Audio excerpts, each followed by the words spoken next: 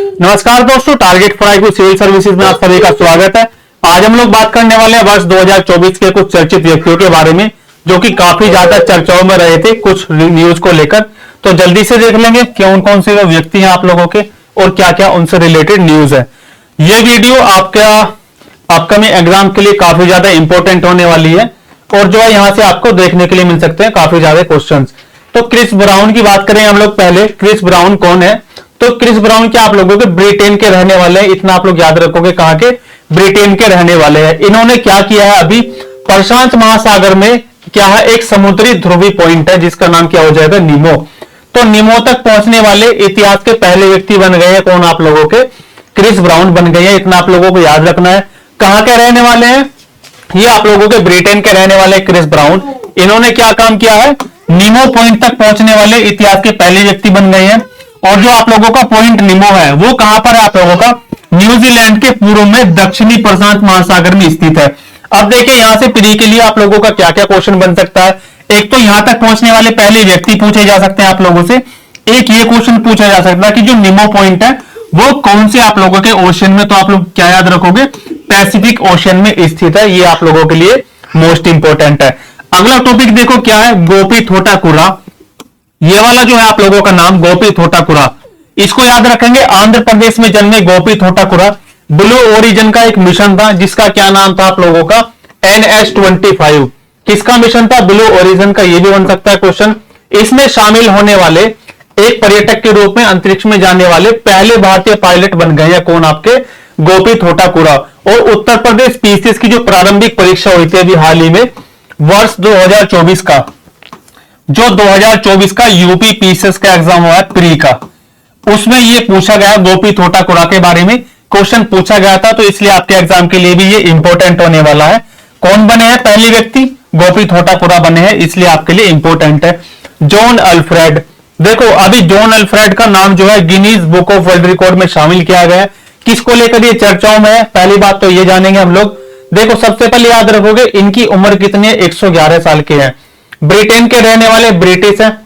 क्या कारनामा क्या इन्होंने Guinness book of world record में इनका नाम शामिल किया गया। किसके तौर पर?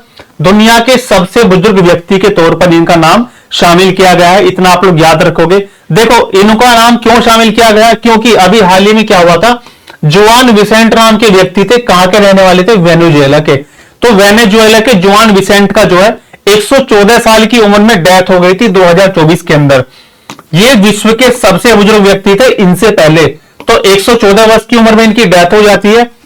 उसके बाद गिनीज बुक ने किसका नाम शामिल किया? वो क्या? जॉन अल्फ्रेड का। अभी वर्तमान में जो है जॉन अल्फ्रेड विश्व के सबसे बुजुर्ग व्यक्ति के तौर पर जाने जाते हैं, इतना आप लोगों को याद रखना है। आगे आ जाएंगे मुनीब अमीन भट्ट। ये क्या है? कश्मीर के एक टेक्निकल सपोर्टर है, कश्मीरी तकनीकी विशेषज्ञ है। इनको क्या किया गया, अभी नासा के हॉल ऑफ फेम में शामिल किया गया। नासा के हॉल ऑफ फेम में प्रवेश करके प्रतिष्ठित मान्यता प्राप्त किया इन्होंने। किसको शामिल किया गया नासा के हॉल ऑफ फेम में? तो आप लोग याद रखोगे मुनीब अमीन भट्ट को शामिल किया गया है, इतना आप लोग याद रखोगे। आगे हम लोग बात करेंगे सुनीता विलियम्स के बारे में। सुनीता विलियम्स अभी काफी ज्यादा चर्चाओं में थी स्टार लाइन की उड़ान को लेकर, आप सभी जानते हैं बहुत ज्यादा चर्चाओं में थी सुनीता विलियम्स। ये इन्होंने क्या किया, बोइंग के स्टार लाइन अंतरिक्ष यान, बोइंग कंपनी कहां की आप लोग जानते ही होंगे। बोइंग अंतरिक्ष यान को उड़ाने वाली पहली महिला बनकर इतिहास रच दिया है। आपसे क्वेश्चन पूछा जाएगा कि जो बोइंग कंपनी है उसका जो स्टार लाइन अंतरिक्ष यान है उसको उड़ाने वाली पहली महिला कौन है? तो आप लोग याद रखोगे सुनीता विलियम्स। हालांकि अंतरिक्ष में फंस गए थे और इनको निकालने के लिए भी काफी ज्यादा प्रयास किए गए हैं। ये इस मिशन पर कितनी बार जा चुके हैं? इनकी ये तीसरी यात्रा थी, इतना आप लोग याद रखोगे। इनकी ये कौन सी यात्रा हो जाती है आप लोगों की? तीसरी यात्रा हो जाती है। या फिर सीधा सीधा पूछा जा सकता है आप लोगों से कि स्टार लाइन जो यान है वो किसका था। अब देखो कुछ चर्चित निधन है 2024 के, इनको भी हम लोग देख लेंगे। हालांकि फातिमा बीबी जो है फातिमा बीबी का नाम भी आप लोग याद रखोगे, उनका भी निधन हो गया था। वो हालांकि 2023 की न्यूज आप लोगों की 23 नवंबर 2023 को उनका निधन हुआ था, जो क्या थी, सुप्रीम कोर्ट की पहली महिला जज भी थी। और यहां से भी जो है पीसीएस ने क्वेश्चन पूछा था वहां पर जो है फैक्ट वाइज। भारत में पहली मौखिक गर्भ निरोधक गोली जिसका नाम था सहेली, उसको बनाने वाली कौन थी? डॉक्टर नित्या। तो इसीलिए इंपॉर्टेंट है। जो पहली गर्भ निरोधक गोली थी जिसका नाम क्या था, सहेली, किसने बनाई थी, वो डॉक्टर नित्या आनंद की ही देन थी। ठीक है, इन्होंने क्या किया, 1974 से लेकर 1984 तक कहां पर काम किया, central drug research institute CDRI। तो CDRI के आप लोगों से फुल फॉर्म भी पूछी जा सकती है, आपके एग्जाम के लिए मोस्ट इंपॉर्टेंट है ये वाला फैक्ट। आगे चलेंगे, आगे बात करेंगे हम लोग स्वामी स्मरणानंद के बारे में। स्वामी स्मरणानंद का भी निधन हुआ अभी हाल ही में 2024 के अंदर।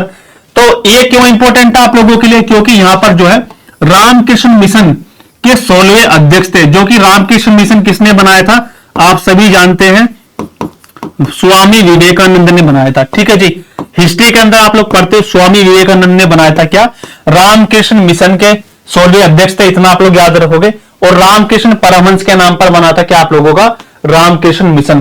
कोलकाता में इन्होंने क्या किया था, रामकृष्ण मठ की भी स्थापना की थी। अगर आपसे क्वेश्चन पूछ लिया जाए कि रामकृष्ण मिशन की, सॉरी, रामकृष्ण मठ की स्थापना किसने की थी, तो आप लोग किसका नाम याद रखोगे, स्वामी स्मरणानंद का नाम आप लोग याद रखोगे। सारे के सारे फैक्ट आपके एग्जाम के लिए इंपॉर्टेंट है और इस लेक्चर में केवल वही पढ़ाया जा रहा है आप लोगों को जो आपके एग्जाम के लिए मोस्ट इंपॉर्टेंट है या फिर PY के ऊपर बेस्ड है। इस्माइल हनी, ये पूछा गया अभी आप लोगों से, कहां पर, बिहार PCS 2024 का प्री हुआ था, अभी बिहार PCS 2024 का प्री हुआ था। ये वाला फैक्ट वहां पर भी पूछा गया क्योंकि ज्यादा चर्चाओं में थे। कौन है, हमास के राजनीतिक प्रमुख थे, आप लोग इतना याद रखोगे। और बिहार PCS में जो क्वेश्चन पूछा गया था आप लोगों से, वो ये पूछा गया था कि इनकी हत्या किस जगह पर की गई।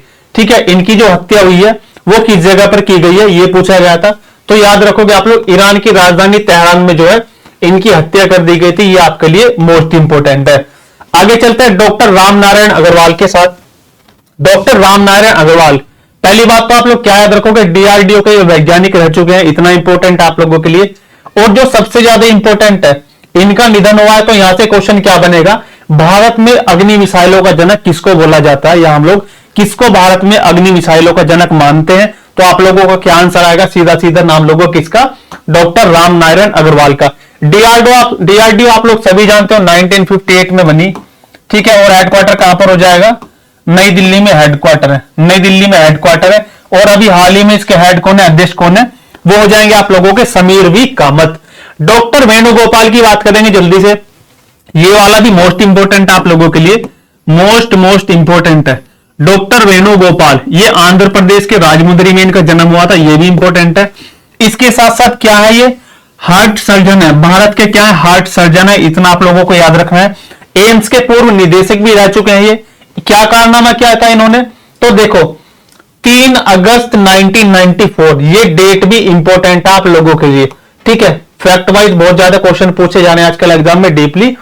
3 अगस्त 1994 को भारत का पहला हार्ट ट्रांसप्लांट किया था, भारत का पहला हार्ट ट्रांसप्लांट या हृदय प्रत्यारोपण किया था किसने, आप लोगों का वेणुगोपाल जी ने।